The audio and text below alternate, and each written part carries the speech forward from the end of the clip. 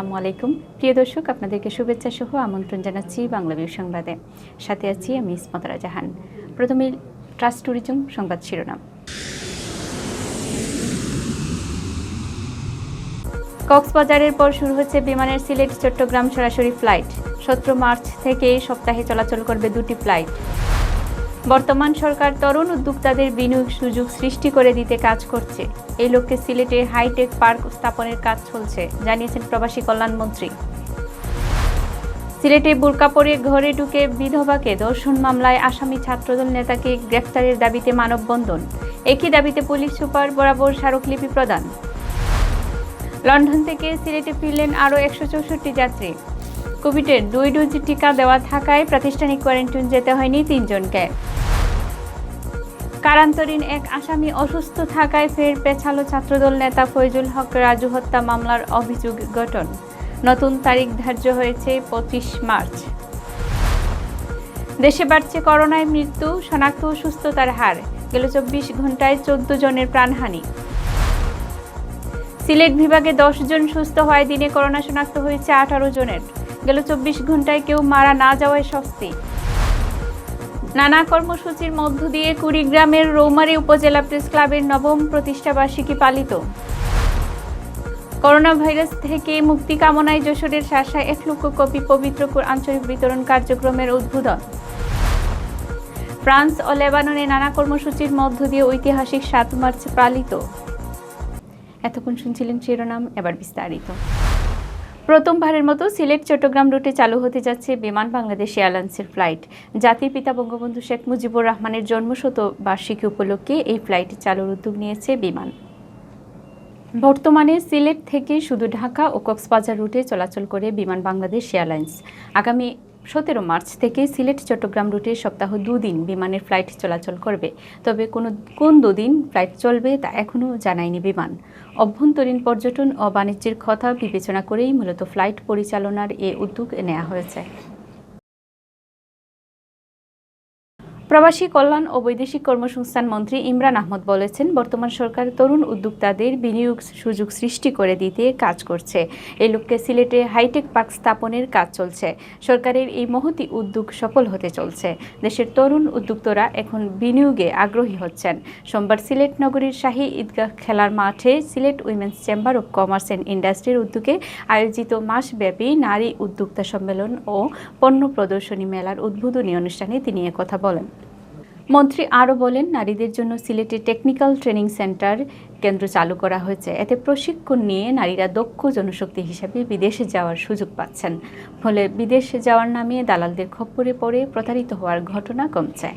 Sylhet women's চেম্বারের সভাপতি স্বর্ণলতা রায়ের সভাপতিত্বে উদ্বোধনী অনুষ্ঠানে বিশেষ অতিথির বক্তব্য রাখেন সংরক্ষিত মহিলা আসনের এমপি শামীমা শাহরিয়ার, সিলেটের বিভাগীয় কমিশনার মশিউর রহমান, সিলেট জেলা প্রশাসক M Kazi Imdadul Islam, Sylhet metropolitan police commissioner Nisarul Arif, Awami লীগের কেন্দ্রীয় সাংগঠনিক সম্পাদক Shafiul Alam Chowdhury Nadel, Sylhet chamber of commerce and ইন্ডাস্ট্রির সভাপতি এটিএম শোয়েব, মেট্রো চেম্বারের সভাপতি আফজাল রশিদ চৌধুরী। অনুষ্ঠানে 3টি ক্যাটাগরিতে 3 জন নারী উদ্যোক্তাকে সম্মাননা স্মারক প্রদান করা হয়। এর মধ্যে বিশেষ উদ্যোক্তা ক্যাটাগরিতে মিনারা বেগম, নির্ভীক উদ্যোক্তা হিসাবে ফারমিস আক্তার ও নবীন উদ্যোক্তা হিসাবে নুজাহাত ইসলাম রিয়া সম্মাননা লাভ করেন। অনুষ্ঠান শেষে সাংবাদিকদের এক প্রশ্নের জবাবে প্রবাসী কল্যাণ ও বৈদেশিক কর্মসংস্থান মন্ত্রী বলেন, কর্মসংস্থানের সূত্র ধরে যারা প্রবাসে যাবেন তারা দেশে করোনার ভ্যাকসিন দিয়ে যেতে পারবেন। এ ব্যাপারে স্বাস্থ্য মন্ত্রণালয় ব্যবস্থা নিয়েছে। আর যারা বিদেশ থেকে একেবারে দেশে চলে এসেছেন তাদেরকে দেশের সাধারণ নাগরিকদের মতো ভ্যাকসিন দেওয়া হবে। আমরা ইতিমধ্যেই উদ্যোগ যেটা নিয়েছি, আমি অনুরোধ করেছিলাম, যার জন্য আমাদের স্বাস্থ্যমন্ত্রী উনি এর মধ্যেই অ্যালট করেছেন দ্যাট যারা প্রবাসে যাবেন, এটা আপাতত বিদেশে যারা যাবেন ওদের যে ভ্যাকসিনেশন নিয়ে যেতে পারে, হ্যাঁ, এটার একটা ব্যবস্থা করা হয়েছে। যারা আসবেন আর এখানে থেকে যাবেন, হ্যাঁ, ওদের ব্যাপারে আই থিঙ্ক পরবর্তীতে ওটা তো সাধারণ যেটা সব আমাদের নাগরিক হিসাবে ওদের হিসাবে চলে আসবে। এটা আপাতত কোনো ব্যবস্থা করা হয়নি, এটা চিন্তা করা যেতে পারে। আপনি যখন বলছেন এটা দেখি, আলাপ করে দেখি। সিলেটের কানাইঘাট উপজেলায় বুরকা পরে ঘরে ঢুকে ৩ সন্তানের মা বিধবা নারীকে ধর্ষণকারী ছাত্রদল ও নেতা জুবায়ের হাসান শিপুকে গ্রেপ্তার ও বিচারের দাবিতে সিলেটে মানববন্ধন অনুষ্ঠিত হয়েছে। মানববন্ধন শেষে পুলিশ সুপার বরাবর স্মারকলিপি দেওয়া হয়। সোমবার বেলা 2টায় সিলেটস্থ কানাইঘাটবাসীর উদ্যোগে সিলেট কেন্দ্রীয় শহীদ মিনারের সামনে এ মানববন্ধন অনুষ্ঠিত হয়। মানববন্ধনে বক্তারা বলেন, 19 ফেব্রুয়ারি রাত 12টায় কানাইঘাটের আকতালুক গ্রামে সিলেট সরকারি কলেজ ছাত্রদলের যুগ্ম আহ্বায়ক জুবায়ের হাসান শিপু রাত 12টার পর বুরকা পরে ঘরের দরজা কেটে প্রবেশ করে 3 সন্তানের জননী এক বিধবা নারীকে অস্ত্রের মুখে ধর্ষণ করে। এই নারী জুবায়েরের প্রতিবেশী। ঘটনার পর 18 দিন অতিবাহিত হলেও এখনও পুলিশ ধর্ষক জুবায়েরকে গ্রেপ্তার করতে পারেনি। বর্তমানে ওই নারী ভয়ে স্বামীর বাড়ি ছেড়ে 3 সন্তানকে নিয়ে বাবার বাড়িতে আশ্রয় নিয়েছে। এই যে দর্শক, কুখ্যাত দর্শক, এই দর্শককে অনতিবিলম্বে গ্রেপ্তার করে দৃষ্টান্তমূলক শাস্তি চাই। এই জন্য আমরা প্রশাসনের কাছে বিচার চাই, সুষ্ঠু বিচার চাই। এই জন্য আমরা এখানে উপস্থিত হয়েছি। লন্ডন থেকে সিলেটে এলেন আরও 164 জন যাত্রী। সোমবার সকাল 9টা 45 বাংলাদেশ বিমানের একটি ফ্লাইটে এই যাত্রীরা সিলেট ওসমানী আন্তর্জাতিক বিমানবন্দরে এসে পৌঁছান। পরে সরকারি নির্দেশনা মোতাবেক তাদেরকে প্রাতিষ্ঠানিক কোয়ারেন্টাইনের জন্য বিমানবন্দর হতে পুলিশি নিরাপত্তায় বিভিন্ন হোটেলে পাঠানো হয়। তবে এই 3 জন যাত্রীর কোভিডের 2 ডোজ টিকা দেওয়া থাকায় তাদেরকে প্রাতিষ্ঠানিক কোয়ারেন্টাইনের পরিবর্তে হোম কোয়ারেন্টাইনে পাঠানো হয়েছে। বাকি 161 যাত্রীদের মধ্যে হোটেল ব্রিটানিয়ায় 36 জন, হোটেল অনুরাগে 16 জন, হোটেল নূরজাহানে 14 জন, হোটেল হলিগেটে 26 জন, হোটেল হলি সাইডে 8 জন, হোটেল স্টার প্যাসিফিকে 6 জন, হোটেল লা রুজে 14 জন, হোটেল লা ভিস্তায় 22 জন, হোটেল রেইনবো গেস্ট হাউসে 11 জন ও রয়্যাল প্লামে 8 জনকে প্রাতিষ্ঠানিক কোয়ারেন্টাইনে পাঠানো হয়। সিলেটে আবারও পিছালো ছাত্রদল নেতা ফয়জুল হক রাজু হত্যা মামলার অভিযোগ গঠন। সিলেটের দ্রুত বিচার ট্রাইব্যুনাল সোমবার আলোচিত এই মামলার অভিযোগ গঠনের কথা ছিল, কিন্তু মামলার এক আসামি অসুস্থ থাকায় অভিযোগ গঠন হয়নি। বিচারক অভিযোগ গঠনের নতুন তারিখ ধার্য করেছেন 25 মার্চ। আদালত সূত্র জানায়, এর আগে গত 16 ফেব্রুয়ারি অভিযোগ গঠনের নির্ধারিত তারিখ ছিল। মোফাজ্জল হোসেন চৌধুরী মুর্শেদ নামের এক আসামি অসুস্থ হয়ে হাসপাতালে ভর্তি থাকার কারণে অভিযোগ গঠন পিছিয়ে 8 মার্চ ধার্য করা হয়, কিন্তু সোমবারও তিনি অসুস্থ বলে আদালতকে জানানো হয়। এর আগে গত 2 ফেব্রুয়ারি অভিযোগ গঠনের তারিখে রুবেল আহমদ নামের এক আসামি অন্য একটি মামলায় গ্রেপ্তার থাকায় তাকে আদালতে হাজির না করায় ওই তারিখেও অভিযোগ গঠন পিছিয়েছিল।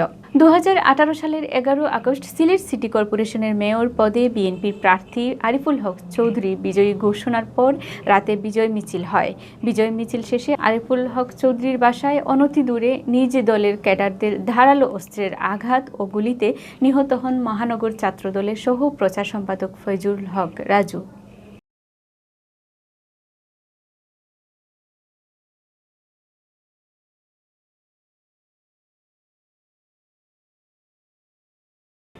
দেশে গত 24 ঘন্টায় করোনা ভাইরাসের মৃত্যু শনাক্ত ও সুস্থতার হার বৃদ্ধি পেয়েছে। গত কয়েকদিন ধরে এই সূচক ঊর্ধ্বমুখী রয়েছে। গত 24 ঘন্টায় সারা দেশে করোনায় 14 জনের মৃত্যু হয়েছে। এ নিয়ে দেশে এই মহামারীতে মৃতের সংখ্যা বেড়ে দাঁড়ালো 8,476 জনে। এর আগের দিন রোববার ভাইরাসটিতে মৃত্যু হয়েছিল 11 জনের। সোমবার স্বাস্থ্য অধিদপ্তরের অতিরিক্ত মহাপরিচালক অধ্যাপক ডাক্তার নাসিমা সুলতানা স্বাক্ষরিত এক বিজ্ঞপ্তিতে এই তথ্য জানানো হয়। গেল 24 ঘন্টায় দেশের 219টি ল্যাবে 16,660টি নমুনা সংগ্রহ করা হয়। আগের কয়েকটি মিলিয়ে পরীক্ষা করা হয় 16,958টি নমুনা। এর মধ্যে নতুন রোগী শনাক্ত হয়েছেন আরও 845 জন। আর এ পর্যন্ত দেশে মোট শনাক্ত রোগীর সংখ্যা 5,51,175। এর আগের দিন রোববার শনাক্ত হয়েছিল 606 জন।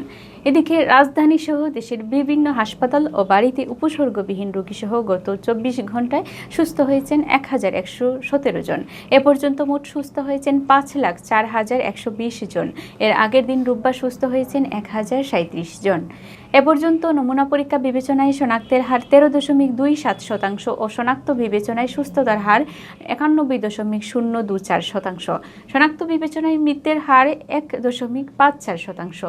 চলতি বছরের 8 মার্চ দেশে প্রথম করোনা ভাইরাসে আক্রান্ত রোগী শনাক্ত ও 18 মার্চ প্রথম করোনা রোগীর মৃত্যু হয়।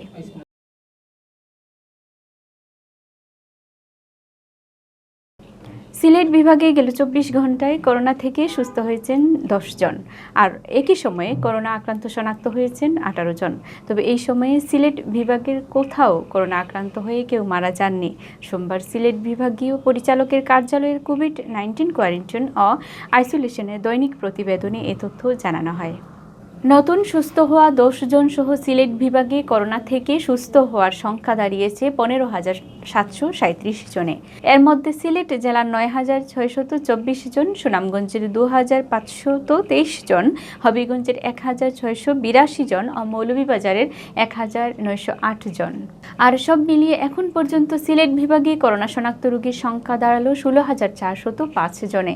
এর মধ্যে সিলেট জেলায় 9,895 জন, সুনামগঞ্জে 2,557 জন, হবিগঞ্জে 2,006 জন ও মৌলভীবাজারে 1,947 জন। এদিকে গত 24 ঘন্টায় সিলেট বিভাগে করোনায় আক্রান্ত হয়ে কেউ মারা যাননি। তাই করোনায় মৃতের সংখ্যা আগের মতো 279 রয়েছে।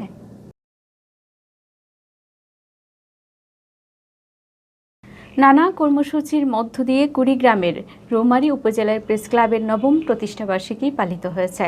সোমবার সকাল 9টায় জাতীয় ও সংগঠনের পতাকা উত্তোলন করেন উপজেলা প্রেস ক্লাব এর সভাপতি মুস্তাফিজুর রহমান তারা ও সাধারণ সম্পাদক আখতারুজ্জামান। পরে বের করা হয় বর্ণাঢ্য শোভাযাত্রা। শোভাযাত্রাটি রৌমারী শহরের প্রধান সড়ক প্রদক্ষিণ শেষে উপজেলা প্রেস ক্লাব চত্বরে এসে শেষ হয়। এ সময় আরও উপস্থিত ছিলেন প্রেস ক্লাবের উপদেষ্টা সরকার নুরুল ইসলাম।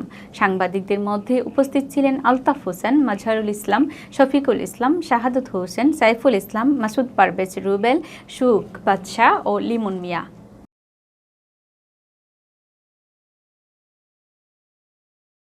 করোনা ভাইরাস থেকে মুক্তি কামনায় 1 লক্ষ কপি পবিত্র কোরআন শরীফ বিতরণ করবেন যশোরের শাসার কৃতি উদ্ভাবক মিজান। রোববার দুপুরে নাভারুন হক কমিউনিটি সেন্টারে আনুষ্ঠানিকভাবে কোরআন বিতরণ কার্যক্রম শুরু হয়। 12 বছর বয়সী হাফিজ মোহাম্মদ মাহফুজুর রহমান ফিতা কেটে এ কার্যক্রমের উদ্বোধন করেন। এ সময় তার হাতে 1 কপি কোরআন তুলে দেন উদ্ভাবক মিজানুর রহমান। কোরআন বিতরণ উপলক্ষে শার্শা উপজেলার মাদ্রাসা ও এতিমখানা থেকে 2 জন করে শিক্ষার্থীদের মধ্যে কোরআন প্রতিযোগিতা আয়োজন করা হয়। বিজয়ী সকলকে পবিত্র কোরআন শরীফ ও ক্রেস্ট দেওয়া হয়। এ সময় মাদ্রাসার শিক্ষকদের হাতে কোরআন শরীফ, বই, খাতা, কলম, পেন্সিল তুলে দেওয়া হয়। এ সময় এক প্রতিবন্ধী ছেলেকে একটি হুইল চেয়ার তুলে দেন মিজান। অনুষ্ঠানে অতিথি হিসেবে উপস্থিত ছিলেন হাফেজ মাহফুজুর রহমান, জিখুরগাছা দারুল উলুম মাদ্রাসার সিনিয়র সহকারী শিক্ষক আশরাফুজ্জামান বাবু, যশোর প্রথম আলো বন্ধু সভার মোয়াজ্জেম হোসেন, সমাজসেবক ডাক্তার বিল্লাল হোসেন, তরুণ সমাজসেবক আলমগীর হোসেন। ফ্রান্স ও লেবাননে নানা কর্মসূচির মধ্য দিয়ে পালিত হয়েছে ঐতিহাসিক 7 মার্চ। কর্মসূচির মধ্য ছিল বাঙালি জাতির পিতা বঙ্গবন্ধু শেখ মুজিবুর রহমানের প্রতিকৃতিতে শ্রদ্ধা নিবেদন ও আলোচনা সভা।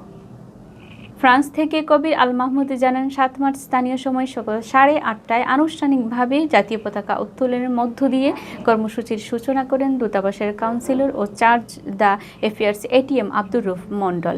এ সময় দূতাবাসের সকল কর্মকর্তা ও কর্মচারী উপস্থিত ছিলেন। পরে দূতাবাসের সভাকক্ষে দিবসটি উপলক্ষে আলোচনা সভার আয়োজন করা হয়। দূতাবাসের প্রথম সচিব তাহসিনা আফরিন শারমিন এর সঞ্চালনায় আলোচনা সভার শুরুতেই মহান মুক্তিযুদ্ধ সকল শহীদদের এবং বঙ্গবন্ধু ও তার পরিবারের শহীদ সকল সদস্যের স্মৃতির প্রতি শ্রদ্ধা নিবেদন করে 1 মিনিট নীরবতা পালন করা হয়। দূতাবাসের কাউন্সিলর ও charge d'affaires ATM Abdur Rauf Mondal তার বক্তব্যে সর্বকালের সর্বশ্রেষ্ঠ বাঙালি জাতির পিতা বঙ্গবন্ধু শেখ মুজিবুর রহমানের স্মৃতির প্রতি গভীর শ্রদ্ধা নিবেদন করে বলেন, ঐতিহাসিক 7 মার্চের ভাষণ ছিল বাঙালি জাতির মুক্তি সংগ্রামের ডাক, যা সমগ্র বাঙালি জাতিকে ঐক্যবদ্ধ করে মুক্তিযুদ্ধে ঝাঁপিয়ে পড়ার জন্য উদ্যুক্ত করেছিল। লেবানন থেকে মোহাম্মদ জুয়েল রানা জানান, লেবানস্থ বাংলাদেশ দূতাবাস যথাযোগ্য মর্যাদায় ঐতিহাসিক 7 মার্চ উদযাপন করা হয়। 7 মার্চ প্রথম প্রহরে দূতাবাসের ছাদে জাতীয় পতাকা উত্তোলন করেন লেবাননে নিযুক্ত বাংলাদেশের রাষ্ট্রদূত মেজর জেনারেল মোহাম্মদ জাহাঙ্গীর আল মুস্তাহিদুর রহমান। এরপর রাষ্ট্রদূত জাহাঙ্গীর আল মুস্তাহিদুর রহমানের সভাপতিত্বে ও প্রথম সচিব আবদুল্লাহ আল মামুনের সঞ্চালনায় দূতাবাসের হলরুমে আলোচনা সভা অনুষ্ঠিত হয়। অনুষ্ঠানে বাংলাদেশ দূতাবাসের কর্মকর্তা কর্মচারীবৃন্দ, বাংলাদেশ আওয়ামী লীগ লেবানন শাখার নেতৃবৃন্দ ও লেবাননের বিভিন্ন সামাজিক সংগঠন নেতৃবৃন্দ উপস্থিত ছিলেন। এতক্ষণ শুনছিলেন বাংলাভিউ রাতের সংবাদ। এরপর প্রচারিত হবে সিলেটের আঞ্চলিক সংবাদ। দেখার আমন্ত্রণ রইল, সাথে থাকার জন্য ধন্যবাদ।